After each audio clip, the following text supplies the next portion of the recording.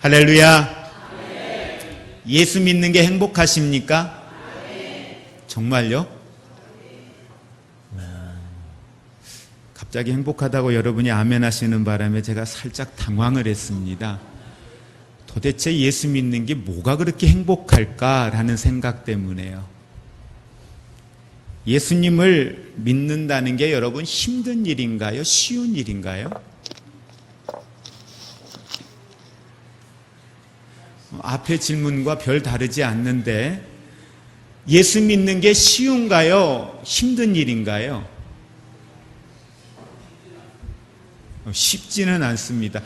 아주 애매한 대답을 하시면서 피해 가시네요. 어떠세요, 여러분들은?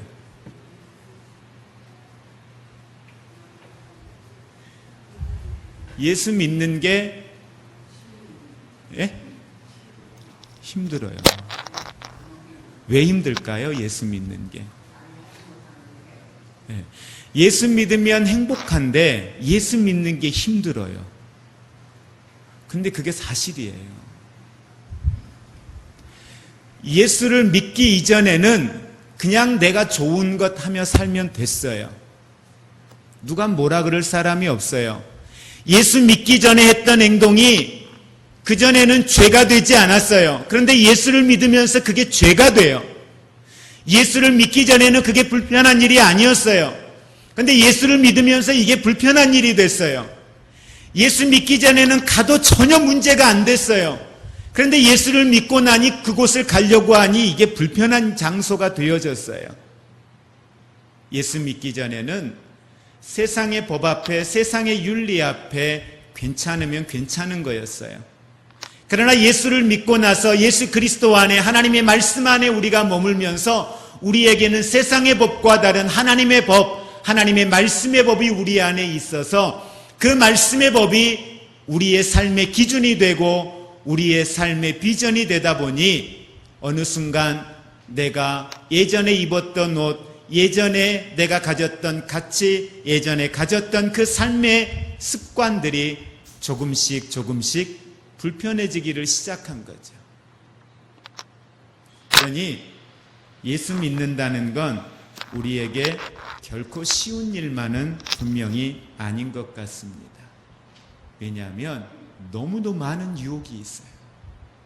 예전에는 유혹이 아니었죠. 당연한 거였죠. 좋은 일이었죠. 그런데 지금은 우리는 그걸 유혹이라고 표현합니다.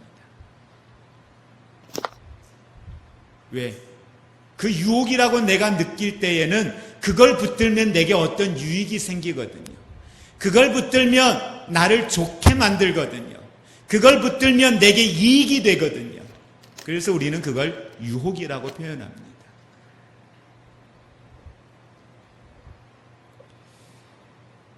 인간의 의지와 노력으로 많은 종교는 그 종교에서 이야기하는 그 목적에 도달하기 위하여 갑니다. 대부분의 종교적인 삶을 사는 사람들은 그 종교가 이야기하는 가치와 방향을 향하여 나아갈 때에 자기의 힘, 자기의 능력의 힘을 가지고 달려갑니다. 그런데 우리 믿음의 공동체, 교회 안에 속해 있는 그리스도인들은 성경이 우리에게 너희가 가지고 있는 가치와 너희의 힘과 너희의 능력으로 그 길을 오라고 이야기하지 않습니다. 그리고 그 길은 우리의 힘과 우리의 능력으로 갈 수 없다는 사실을 분명히 말씀을 하고 있습니다. 그 단적인 예를 성경은 우리에게 마태복음 4장에서 말씀을 합니다. 예수님께서 성령에 이끌리어 40일 금식 기도를 마쳤습니다. 40일 금식 기도를 마친 후에 예수님에게 가장 먼저 찾아왔던 것은 사탄의 유혹이었습니다. 그 사탄의 유혹이 예수님에게 와서 첫 번째 던진 질문이 그것입니다. 이 돌들로 하여금 떡덩이가 되게 하여 먹으라고 하는 것이었습니다. 뭐의 유혹이에요? 떡에 대한 유혹이었습니다. 떡에 대한 유혹이 예수님을 향하여 왔을 때에 예수님의 그 유혹의 현장 앞에 예수님은 그 유혹을 향하여서, 그 사탄을 향하여서 분명히 말씀을 선포합니다. 사람이 떡으로만 살 것이 아니다. 하나님의 입으로 나오는 모든 말씀으로 살 것이다 라고 이야기를 하고 있습니다. 예수님에게 오는 그 유혹의 현장 앞에 예수님은 무엇으로 그걸 이겨내느냐? 나의 생각과 나의 경험과 나의 가치를 가지고 이겨내는 것이 아니라 하나님의 말씀을 가지고 말씀을 선포하며 그 말씀 안에 오늘 예수님께서는 예수님을 향하여 오는 그 시험의 유혹을 이겨내시는 모습을 말씀을 통해 보게 됩니다. 성도가 승리하는 삶을 살아야 합니다. 우리는 분명히 예수 그리스도 안에서 승리하는 삶을 살아야 합니다. 또 우리는 사모합니다. 어떤 상황 앞에 내가 놓이든지 어떠한 유혹의 현장 앞에 놓이든지 우리는 예수의 이름으로 승리하기를 사모하고 있습니다. 그렇다면 오늘 우리가 정말 그리스도 안에서 승리할 수 있는 승리의 비결이 무엇일까? 여러분은 이 세대 가운데에 끊임없이 여러분의 삶을 향하여 오는 그 유혹 앞에 그걸 이겨내기 위하여 여러분은 지금 무엇을 하고 계십니까?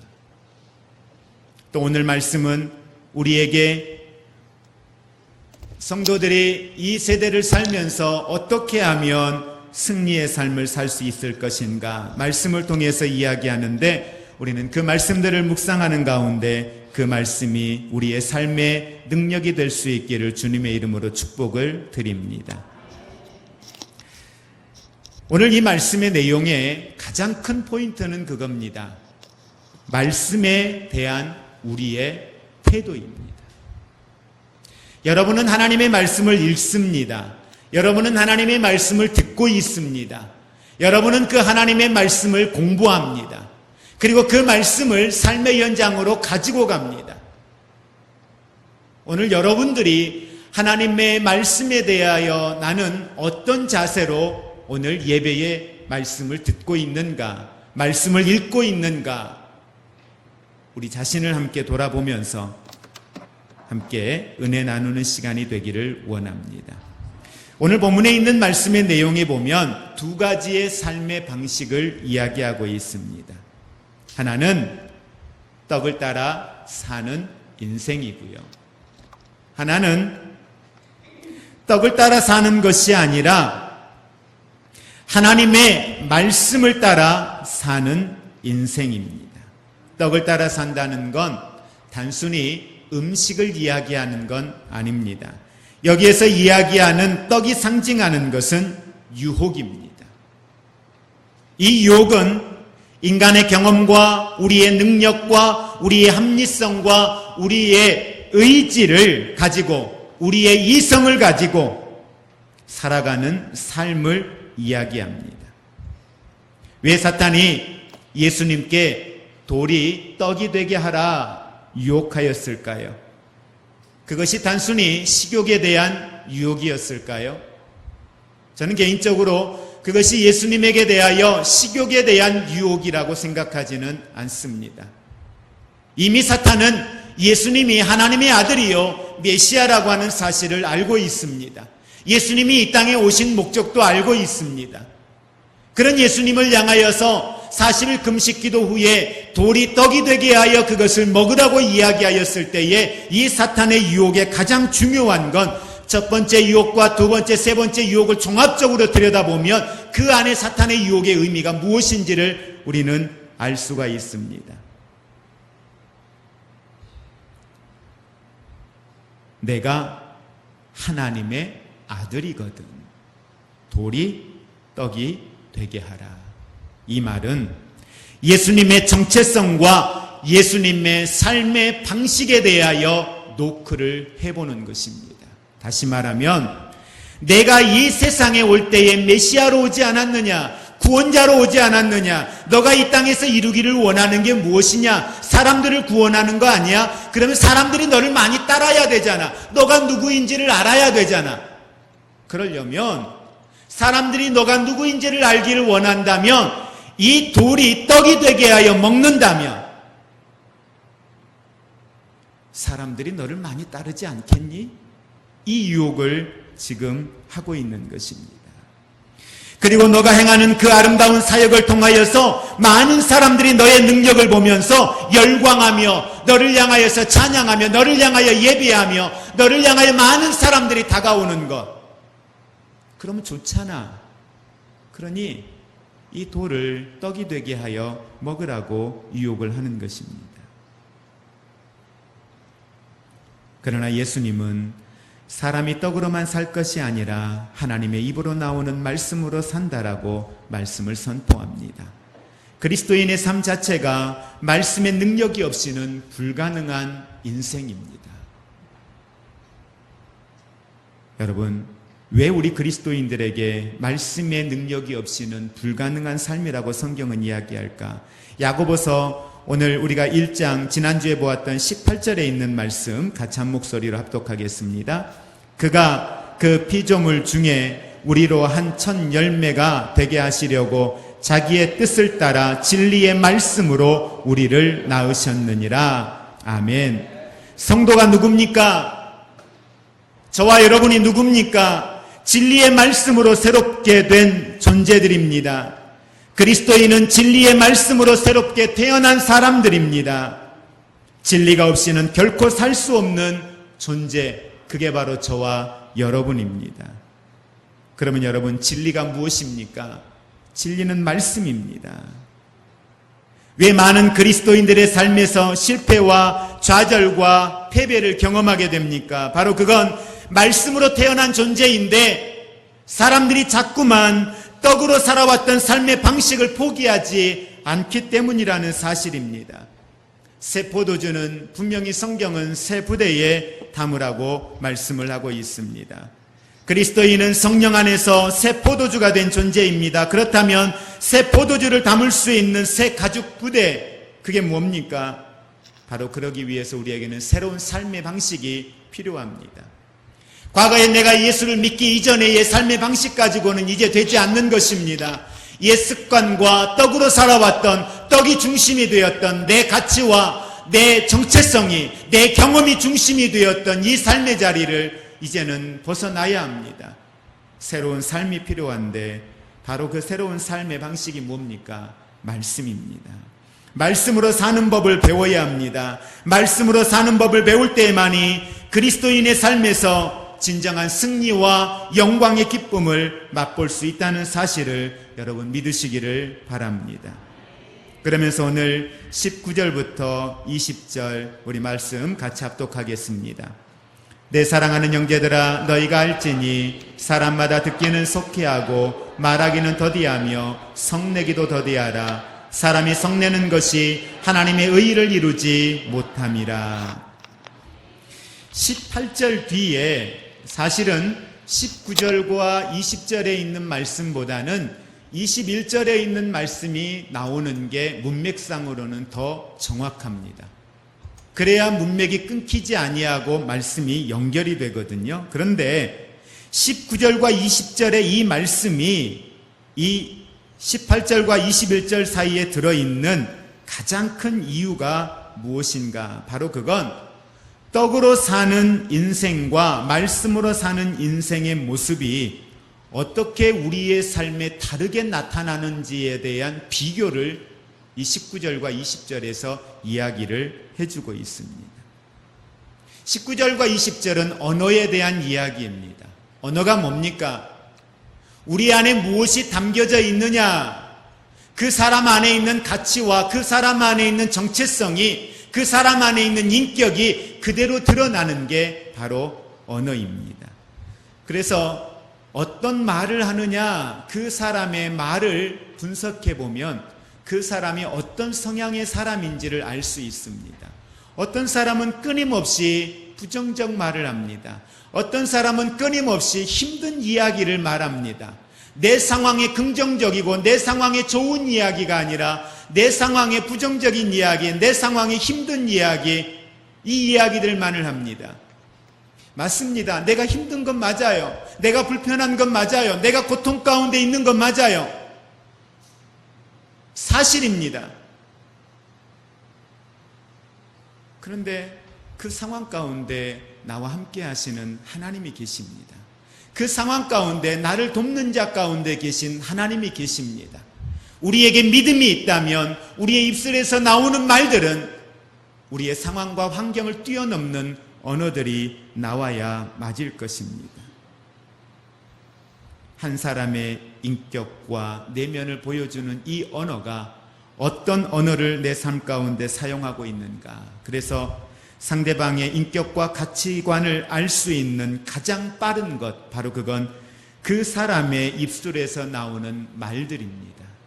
그런데 오늘 중요한 것은 야고보가 오늘 우리에게 이 언어의 문제를 중요하게 다루고 있지만 우리에게 이 언어에 있어서 순화된 언어를 사용하고 언어에 있어서 변화된 삶을 살라고 이야기하고자 해서 이 이야기를 하는 게 아니라 19절과 20절을 이 가운데에다가 넣어놓고 있는 본질적 이유는 우리가 왜 이 언어적 삶에 있어서 능력 있는 언어를, 믿음의 언어를 사용하지 못하느냐라고 하는 거예요.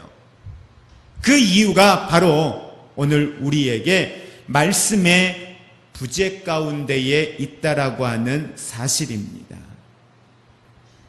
다시 말하면 말씀을 따라 사는 인생에게 나타나는 가장 확실한 증거는 언어 생활의 변화인데, 이 언어 생활의 변화가 일어나지 못하는 것은 바로 오늘 우리의 삶 가운데에 말씀의 공백의 상태 가운데 있다는 거죠. 그 진리의 말씀이 내 안에 있다면, 그 진리의 말씀이 내게 능력으로 함께 한다면 우리는 그 말씀이 내 삶을 통하여 나오게 될 것입니다. 내면에 말씀이 없이 생각하고 말하고 행동하면 그것이 아무리 의롭고 옳은 것처럼 보인다 할지라도 결코 하나님의 의를 이루지는 못합니다. 사람들에게 칭찬은 들을 수 있을 겁니다. 사람들에게 괜찮은 인격자라고 말은 들을 수 있을 겁니다. 그러나 그 내면에 말씀이 없이 생각하고 말씀이 없이 말하고 말씀이 없이 행동한다면 그가 아무리 의로워 보일지라도 하나님의 의는 이루지 못한다는 거죠. 하나님의 의는 말씀이 없이는 불가능하기 때문입니다. 그러므로 성도란 내 생각과 내 경험과 내 의지로 움직이는 사람이 아니라 우리 다 함께 따라하겠습니다. 내 안에 있는 말씀이 생각하고 내 안에 있는 말씀이 말하고 내 안에 있는 말씀이 나로 하여금 행동하게 하는 것. 내 안에 있는 말씀이 생각하게 하고 내 안에 있는 말씀이 나로 하여금 말하게 하고 내 안에 있는 말씀이 나로 하여금 행동하게 하는 것. 이것이 바로 진정한 그리스도인의 삶이라고 성경은 우리에게 이야기를 하고 있습니다. 그래서 19절 말씀에 보면 우리에게 사람마다 듣기는 속히하고 말하기는 더디하라고 합니다. 여기에서 듣기는 속히하라고 하는 말은 사람들의 말을 듣는 걸 이야기하는 게 아닙니다. 누군가와 대화 가운데 있을 때에 무언가를 결단하고 무언가를 선택해야 될 때에 너희가 듣는 것을 속히하라고 하는 것은 하나님의 말씀을 듣는 것, 하나님의 생각을 듣는 것, 이것에 대하여 속히하라는 것입니다. 하나님의 말씀이 내 안에 살아있다면 그 말씀이 나로 하여금 생각나게 하는 것, 주님이 내 안에 있는 말씀으로 하여금 무엇라 말씀하시는지 주의 음성을 듣는 일을 속히하라는 것이지요. 저는 이 말씀이 여러분 안에 살아있기를 주님의 이름으로 축복을 드립니다. 여러분, 우리의 내면 가운데에 말씀이 부재가 되었을 때 나타날 수 있는 우리의 삶의 연약함들로부터 이제는 이 연약함의 문제를 해결하기 위하여 우리의 내면을 말씀으로 채울 수 있기를 원합니다. 그리하면 말씀이 내 안에 채워지면 여러분, 말씀이 끌고 가는 신앙의 삶을 살 수 있습니다. 말씀이 끌고 간다는 건 누가 끌고 가는 겁니까? 말씀은 하나님의 말씀입니다. 결국 말씀이 나를 끌고 간다는 것은 성령이 나를 이끌고 간다는 겁니다. 성령이 나를 이끌고 간다는 건 하나님이 나를 이끌고 가신다라고 하는 사실입니다. 여러분 안에 하나님의 말씀이 있고 그 말씀의 법이 여러분의 인생을 움직일 수 있기를 주님의 이름으로 축복을 드립니다. 그러면서 우리에게 20절 이하에서 우리에게 말씀의 법을 따라 살아가는 사람, 말씀이 이끌려 살아가는 성도들의 삶, 이 삶을 위하여 우리에게 필요한 구체적인 삶을 세 가지로 이야기를 하고 있습니다. 21절에 있는 말씀 우리 함께 합독하겠습니다. 그러므로 모든 더러운 것과 넘치는 악을 내버리고 너희 영혼을 등이 구원할 바 마음에 심어진 말씀을 온유함으로 받으라. 아멘. 마태복음 13장에 보면 밭에 뿌려진 씨앗에 대한 비유가 나옵니다. 그 밭이 4개의 밭으로 구분되어져서 성경은 이야기합니다. 좋은 밭에, 옥토밭에 뿌려진 씨앗을 향하여 성경에서는 30배, 60배, 100배의 열매가 맺혀졌다라고 이야기합니다. 그래서 우리는 이걸 가지고 누군가를 축복할 때에도 기도합니다. 하나님, 저가 심은 것에 30배, 60배, 100배의 열매를 맺게 해달라고 기도합니다. 중요하지요. 열매 맺혀져야지요. 그러나 우리가 이 말씀을 통해서 보아야 될 중요한 사실은 그게 아니라 바로 우리의 삶 가운데에 나타나는 이 30배, 60배, 100배의 열매를 맺는 이 과정 가운데에 이 4개의 밭을 우리는 먼저 보아야 합니다. 그러면서 이 열매 맺는 이 뿌려진 씨앗에 대하여, 밭에 대하여 이야기하면서 이 성경 가운데 우리에게 중요한 한 가지의 사실을 이야기해 주고 있습니다. 바로 그건 이 안에 문제가 발견되어지는 3개의 밭, 다시 말하면 씨앗의 문제가 아닌 열매 맺지 못하는 건 밭의 문제라고 하는 사실을 우리에게 이야기를 해줍니다. 씨앗을 받아내는 밭이 어떤 밭이냐에 따라서 열매에 대한 부분들은 달라진다라고 이야기를 합니다. 여러분, 말씀을 따라 사는 삶에 있어서 우리에게 대단히 중요한 것, 바로 그건 말씀을 받는 내 마음의 상태입니다. 오늘 예배를 드리는 여러분의 마음의 상태는 어떻습니까? 여러분은 어떤 마음으로 예배를 드리십니까? 어떤 마음으로 말씀을 들으십니까? 어떤 마음으로 여러분들은 성경을 읽으세요? 오늘 예배를 드릴 때, 설교를 들을 때 어떤 마음으로 설교를 들으세요, 여러분?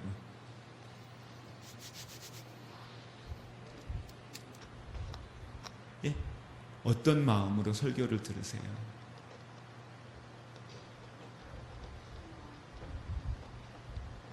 여쭤보는 거예요. 어떤 마음으로 설교를 들으시는지, 예배를 드리시는지. 교회를 올 때에 어떤 마음으로 오셨어요? 예? 기쁜 마음으로.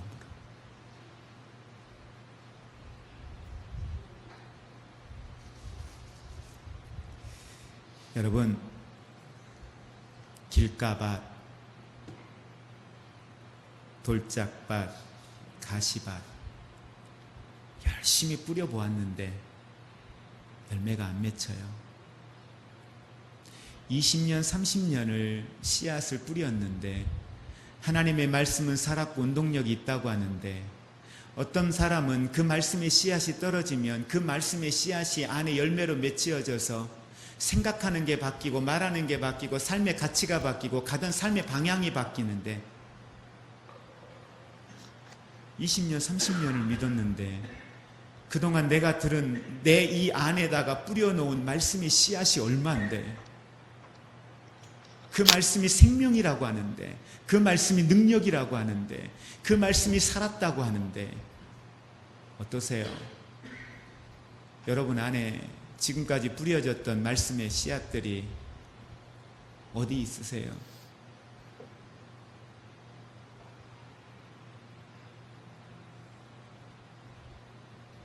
우리는 옥토밭이 되기를 되게 사모합니다. 그렇죠? 우리의 마음에도 말씀의 씨앗이 뿌려지면 열매 맺혀지기를 사모합니다. 우리도 사모하면서 돌짝밭과 같은 마음이, 가시밭과 같던 우리의 마음이 옥토밭이 되기를 사모합니다. 자, 그걸 위해서 오늘 성경은 우리에게 이야기합니다. 21절 말씀에 모든 더러운 것과 넘치는 악을 내버리라고 말씀을 합니다. 말씀의 씨앗이 뿌려질 때마다 누군가가 와서 이걸 다 먹어버려요. 자라나지 못하게 만들어요. 뭡니까? 우리 안에 있는 죄성들입니다. 어쩔 수 없잖아라고 하는 합리성입니다. 세상이 그런데 어떻게 해? 그럼 내가 어떻게 살라고? 라고 하는 상황 윤리에 빠져서 우리는 이야기합니다. 그러니 말씀을 들을 때 우리의 마음의 자세가 어떨까요? 주님, 말씀하시옵소서. 내가 듣겠습니다. 주님이 내게 뭘 말씀하시든 내가 순종하겠습니다. 주님, 내게 감동 주시옵소서. 내가 믿고 순종하며 나아가겠습니다. 예배드리러 올 때, 말씀을 들을 때 우리 안에 결단이 있다면 주님, 오늘 예배 가운데 하나님의 성령의 임재하심을 통하여 여러분의 문제가 해결되어질 걸 기도하는 게 아니라 주님, 내게 말씀하시면 내가 듣고 내가 듣는 하나님의 말씀을 내 삶 가운데에 살아가겠습니다. 실천하겠습니다. 그 말씀이 내 삶의 능력이 되어 나타나는 삶을 살아가겠습니다. 주님께 결단을 구하는 것, 그것이 우리의 기도가 되어져야 할 것입니다. 그래서 우리 안에 채우기 위하여 먼저 필요한 건 뭐다? 버려야 한다라고 하는 사실입니다. 요한일서 1장 9절에 만일 우리가 우리의 죄를 자백하면 저는 미쁘시고 의로우사 우리 죄를 사하시며 모든 불의에서 우리를 깨끗게 하실 것이라고 말씀을 합니다. 여러분, 십자가에 나타난 무조건적인 사랑과 십자가에 나타난 하나님의 그 용서를 믿으시고 받아들이시고 그분 앞에 우리의 연약함을 고백할 수 있기를 주님의 이름으로 축복을 드립니다. 성령님을 우리의 마음에 초대해서 이제는 성령께서 저와 여러분의 마음의 밭을 말씀을 받을 수 있는 옥토와 같은 마음으로 변화시켜 달라고 우리는 하나님 앞에 기도할 수 있기를 원합니다. 그러면서 오늘 21절 다시 한번 합독합니다. 그러므로 모든 더러운 것과 넘치는 악을 내버리고 너희 영혼을 능히 구원할 바 마음에 심어진 말씀을 온유함으로 받으라. 두 번째로 우리에게 말씀합니다. 온유함으로 말씀을 받으라 라고 말씀을 합니다. 오늘 우리 많은 그리스도인들, 저를 비롯하여 우리 모두가 가지고 있는 참 취약한 것이 있습니다. 바로 그것은 우리의 가지고 있는 이 영성의 문제는 바로 말씀의 부재가 아니라 말씀에 대한 우리의 태도의 부재라는 것이지요. 말씀은 많습니다. 여러분, 대형교회에 어떠한 목사님의 설교만이 능력이 있는 게 아니라 목사만의 설교가 능력이 있는 게 아니라 저 시골교회 한 분, 두 분 모시고 목회하는 목사님, 때로는 전도사님, 강도사님들, 아니면 여러분 목장 안에 섬기는 목자분들, 때로는 인격이 좀 덜 되어 보이는 목회자가 말씀을 전할지라도 그 말씀은 하나님의 말씀이기 때문에 그 말씀을 내가 믿음으로 받는다면, 받는 이 사람이 그 말씀을 믿음으로 받는다면 그 말씀은 살았고 운동력이 있어 여러분의 삶의 능력이 될 줄로 믿습니다. 말씀을 받는 우리의 자세가 어떠냐라고 하는 거예요. 말씀을 전하는 사람이 어떤 사람이냐도 중요하죠. 그러나 더 중요한 것은 말씀을 받는 내가 선포되어지는 그 말씀이 하나님의 말씀으로 받고 믿음으로 받고 내가 나아간다면 그 말씀은 여러분의 삶의 능력이 될 줄로 믿습니다. 오늘 여기에서 우리에게 말씀합니다. 온유함으로 이 말씀을 받으라는 것이지요. 여러분, 온유함이 뭡니까? 단지 부드러움을 이야기하는 건 아닙니다. 성경이 말하는 온유함이라고 하는 이 말의 진정한 의미는 바로 길들여진 야생마입니다. 자기 마음대로, 자기 의지대로, 자기의 생각대로 돌아다니던, 자기의 욕심대로, 자기의 눈에 보이는 걸 따라 자기 혼자 마음대로 살던 야생마와 같은 인생이었던 우리가, 우리의 인생의 고삐가 이제 누구에게 쥐어졌어요? 하나님께 쥐어진 것이지요. 하나님께 쥐어져서 하나님의 법, 하나님의 말씀, 하나님의 뜻 안에 길들여지기를 시작하는 겁니다.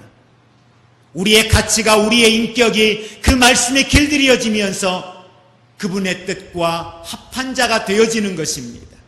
우리의 방향이 내 뜻과 내 생각대로 가는 것이 아니라 그분의 말씀이 내 안에 살아 역사하면서 이제는 그분이 원하는 가치와 방향을 향하여 우리의 삶의 비전이 새롭게 만들어지는 것입니다.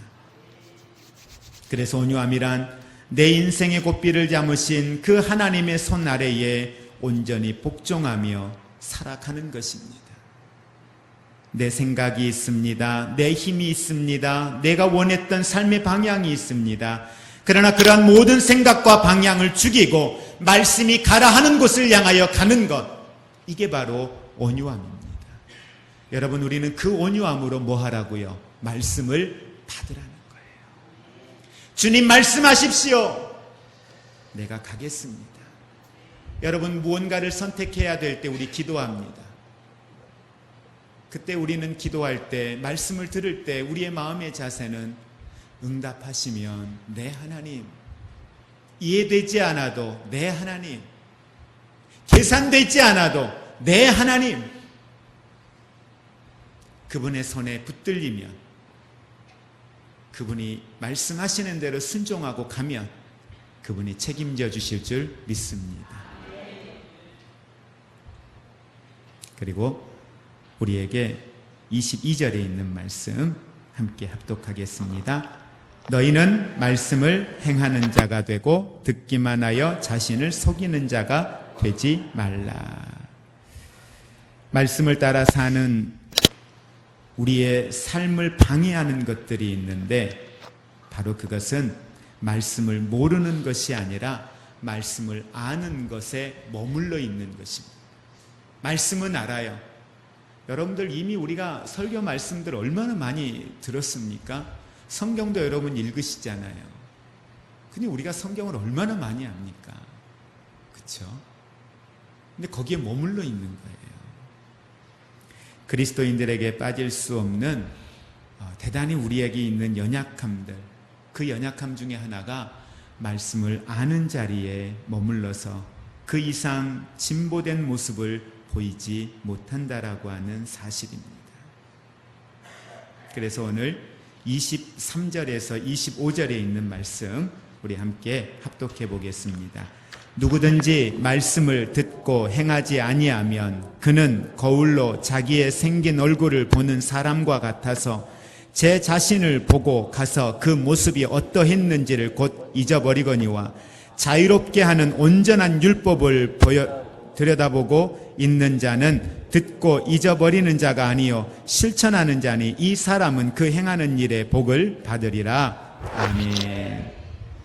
여러분, 거울을 보는 이유가 뭡니까? 거울을 보는 이유, 고치기 위함이지 않습니까? 물론 어떤 분들은 거울을 보는 이유가 자기의 아름답고 자기의 잘생긴 모습에 도취되어서 그걸 보면서 만족하며 기뻐하는 사람, 그래서 거울을 보는 사람도 있겠지요. 그러나 대부분의 사람들은 자기의 외모에 그렇게 자신감을 갖지 못해요. 그래서 거울이 우리에게 필요할 때는 언제입니까? 내 얼굴, 내가 스스로 볼 수 없는 내 신체의 부위에 대하여, 내 옷에 대하여 어디가 잘못되지는 않았나, 내가 식사를 하고 난 후에 내 얼굴이나 치아에 뭐가 묻지는 않았나 확인하기 위해서 우리는 거울을 봅니다. 그런데 오늘 말씀이 뭐라고 이야기하냐면 말씀을 듣고 행하지 않는 사람은 거울을 보고 그냥 그걸로 끝나는 사람과 같다는 거예요. 거울을 보는 목적, 잘못된 데가 있으면 어떻게 바로 잡아야죠. 묻은 데가 있으면 닦아내야죠. 근데 그러질 않는다는 거예요. 오늘 그걸 우리에게 꼬집으며 이야기합니다. 거울을 보는 것으로 여러분 우리는 분명히 충분하지 않습니다. 보았다면 즉각적으로 고쳐야 합니다. 말씀을 듣기만 하고 행하지 않는다면 자신의 문제점을 발견하지만 항상 그 자리에 머물러 있게 될 것입니다. 그래서 우리가 예수님을 수십 년 동안 믿어왔지만 우리가 신앙생활하면서 변하지 않는 거예요. 말씀을 듣지만 머물러 있는 거예요. 보았지만 잘못된 것에 대하여 변화하고 회복되기 위하여 몸부림치지 않는 거죠. 계속 그 자리에 머물러 있는 것입니다. 어쩔 수 없다고 스스로 합리화하면서 머물러 있는 것입니다. 그래서 말씀이 없는 것이 문제가 아니라 말씀에 대한 순종이 없는 것이 우리의 그리스도인들의 삶의 문제라고 하는 사실을 우리는 기억하기를 원합니다. 근데 반면 오늘 이제 우리가 보려고 하는 가장 중요한 부분이에요. 이 말씀을 드리기 위해 앞에 부분을 이야기한 겁니다. 말씀을 행하는 사람에게는 뭐라고 이야기하느냐? 25절에 있는 말씀 같이 한번 다시 합독합니다. 자유롭게 하는 온전한 율법을 들여다보고 있는 자는 듣고 잊어버리는 자가 아니요 실천하는 자라라고 말씀을 하고 있습니다. 예수님께서는 진리를 알지니 진리가 너희를 자유케 하리라고 말씀합니다. 진리는 자유케 하는 능력이 있습니다. 말씀에는 폭발력이 있습니다. 그 말씀의 폭발력, 말씀이 가지고 있는 능력, 말씀은 우리의 인생을 제한하는 모든 장애와 결박을 해체시킬 수 있는 능력이 있습니다. 매여 있는 것을 자유케 할 수 있는 능력이 하나님의 말씀 가운데 있다는 사실을 믿으시기를 바랍니다. 이 말씀을 선포하며 여러분에게 묶였던 것들이 풀려지는 역사가 반드시 일어난다는 사실을 믿으시기를 바랍니다. 누군가 능력이 있는 어떤 사람이 선포하는 것이 아니라 여러분이 여러분의 자신에게 하나님의 말씀을 가지고 선포하십시오. 선포하면 여러분 가운데 풀려지는 역사들이 반드시 일어나게 될 것입니다. 말씀의 폭발적 능력이 우리의 삶에 나타날 때에 우리를 묶고 있는 모든 결박과 한계들은 반드시 사라지게 되어져 있습니다. 그런데 여기에서 중요한 것이에요. 중요한 건 언제 그 말씀이 우리를 진정으로 자유롭게 하는 능력으로 나타나느냐라는 거예요.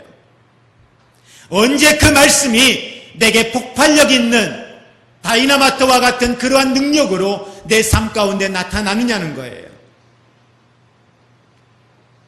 여러분, 성경 속에 하나님의 말씀이 능력으로 나타나는 것들을 체험했던 사람들은 누구입니까? 하나님의 말씀은 동일하게 임했습니다. 하나님의 능력도 동일하게 임했습니다. 동일하게 주님을 만났습니다. 동일하게 주님과 함께 동행했습니다. 그러나 모든 사람이 하나님의 능력을 경험하지는 못했습니다. 모든 사람들이 하나님의 그 축복의 자리에 머물러 있지는 못했습니다.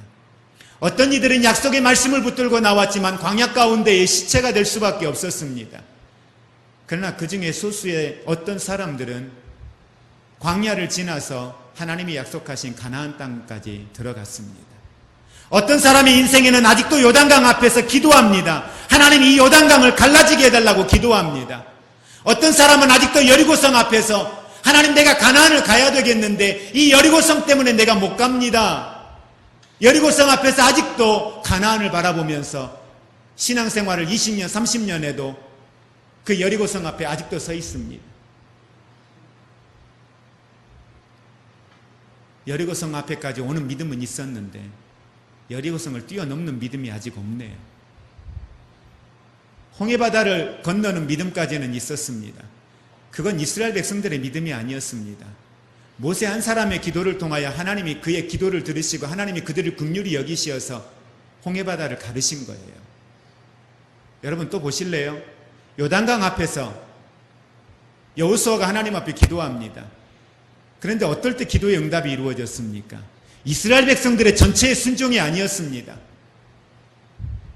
요단강이 갈라지게 되는 것은 벗개를 맨 제사장들이 그 몸에 거두는 시기에 하나님의 말씀을 믿고 그들이 발을 내디뎠을 때에 적어도 그들의 발목까지 그들의 물이 요단강의 물이 그들의 발목에 잠겼을 때에 요단강이 갈라지는 역사가 일어났습니다. 여리고성은 어떻게 무너졌습니까? 그때에는 한 사람의 지도자가 아니었습니다. 소수의 법궤를 맨 제사장들의 믿음이 아니었습니다. 온 이스라엘 백성들의 믿음을 하나님이 요구하셨습니다. 그들이 믿고 순종하여 여리고성을 돌았을 때에 다시 말하면 그들이 하나님의 말씀을 들었고 그 말씀을 삶의 현장 가운데 행함 있는 모습으로 나타냈을 때에 그들의 삶 가운데 여리고는 무너졌던 걸 보게 됩니다. 저는 이 시간 이 자리에 예배자로 나와 있는 여러분들이 하나님의 말씀의 그 능력을 체험할 수 있기를 주님의 이름으로 축복을 드립니다. 그 말씀의 권능이 여러분 안에 진리가 되어 여러분을 자유케 하는 이제는 그것이 우리에게 불편함이 아니라 부담이 아니라 내 안에서 이루실 하나님의 역사에 대한 기대감이 될 수 있는 축복의 현장이 되기를 주님의 이름으로 축복을 드립니다. 여러분이 감당할 수 없는 일들이 하나님의 말씀으로 여러분에게 올 때마다 그것이 불편함이요 부담이 아니라 기대감이 될 수 있고 선포하며 믿음으로 나아갈 수 있는 축복의 현장이 되기를 원합니다. 그것이 여러분의 간증이 되기를 원합니다. 그러기 위해서 우리에게 오늘 필요한 것, 말씀에 순종으로 반응할 때에 내 삶을 향한 하나님의 말씀이 능력으로 역사한다는 사실을 믿으시기를 바랍니다. 그래서 오늘 25절 후반절은 그렇게 말합니다. 이 사람은 그 행하는 일에 복을 받으리라. 여러분이 행하는, 믿음으로 행하는 그 일에 대하여 하나님이 풍성케 하시는 하나님의 복을 받아 누릴 수 있는 여러분들 되시기를 주님의 이름으로 축복을 드립니다.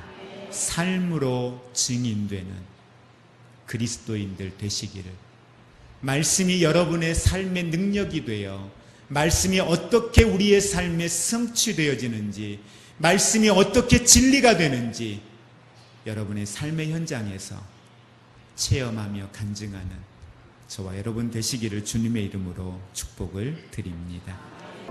이제는 우리 주 예수 그리스도의 은혜와 하나님 아버지의 사랑하심과 성령님의 교통하심이, 주의 말씀이 내 삶 가운데 능력으로 나타나기를 사모하며 그 말씀이 내 삶 가운데 능력으로 나타나 우리의 삶이 내가 그리스도임을 증거하는 말씀의 메신저가 되기를 사모하는 사랑하는 성도들 위에, 저들의 가정 위에, 우리의 삶과 사역의 현장들 위에 이제로부터 영원토록 함께 있을지어다. 아멘.